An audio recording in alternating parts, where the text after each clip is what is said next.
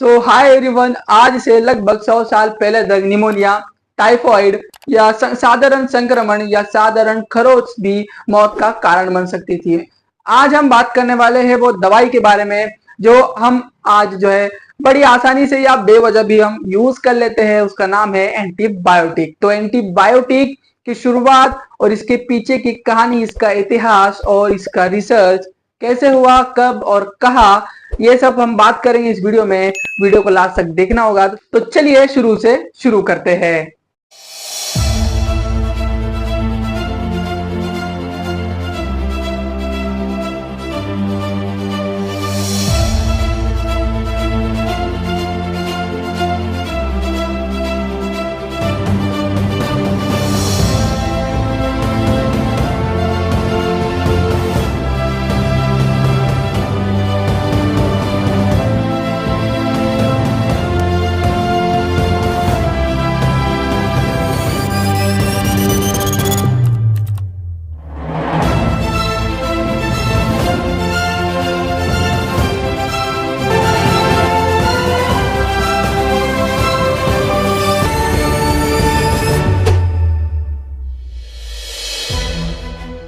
तो स्कॉटलैंड के एक वैज्ञानिक अलेक्जेंडर फ्लेमिंग, जो हमारी इस कहानी के हीरो भी है, लंदन के सेंट मैरी हॉस्पिटल में एज अ बैक्टीरियोलॉजिस्ट थे। वहां पर वो स्ट्रेप्टोकोकस बैक्टीरिया पर स्टडी कर रहे थे।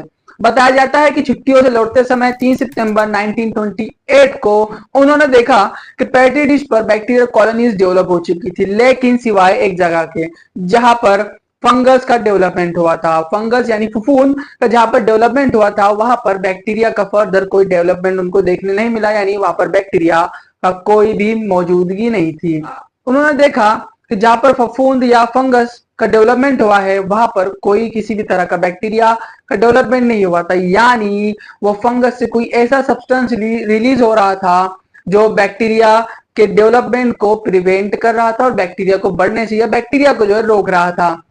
तो उन्होंने उस रासायनिक पदार्थ का नाम दिया पेनिसिलियम नोटाटम। शायद यही वजह है आज से कई हजारों साल पहले इजिप्ट में मिस्रवासी फफूंद लगी हुई ब्रेड को अपने घावों और संक्रमण रोगों पर यूज करते थे और ये उनके घावों को भरने में मदद भी करता था। तो लौटते हमारी स्टोरी की ओर, फ्लेमिंग समझ गए फंगस से जो पदार्थ निकल रहा था वो बैक्टीरिया को मारने के लिए काम आ सकता था, लेकिन उनके सामने यह भी बड़ी समस्या थी कि पेनिसिलिन को एक शुद्ध फॉर्म में एक्सट्रैक्ट करना था।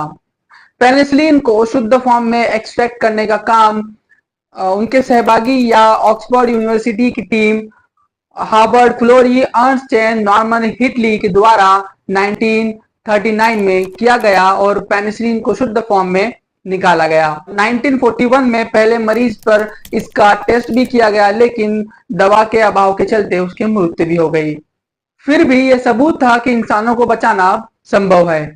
और साथ ही साथ उसी दौरान दूसरे विश्व युद्ध ने पेनिसिलिन को जरूरत बना दिया और ब्रिटेन और अमेरिका ने बड़े पैमाने पर पेनिसिलिन का उत्पादन भी शुरू किया। 1944 तक लाखों डोज बनाई गई और हजारों सैनिकों की जान भी बचाई गई, और इसी की वजह से इसे मिरेकल ड्रग या फिर चमत्कारी दवा भी कहने लगे। और इसी के साथ साथ पेनिसिलिन की सफलता ने दुनिया भर के वैज्ञानिकों को भी प्रेरित किया और 1943 में स्ट्रेप्टोमाइसिन भी मिली और जिसने टीबी का इलाज संभव बनाया। उसके बाद टेट्रासाइक्लिन और सिफेलोस्पोरिन भी बनी। इन दवाओं के चलते उन बीमारियों का भी इलाज संभव था जिनकी वजह से लोगों की मौत हो जाया करती थी।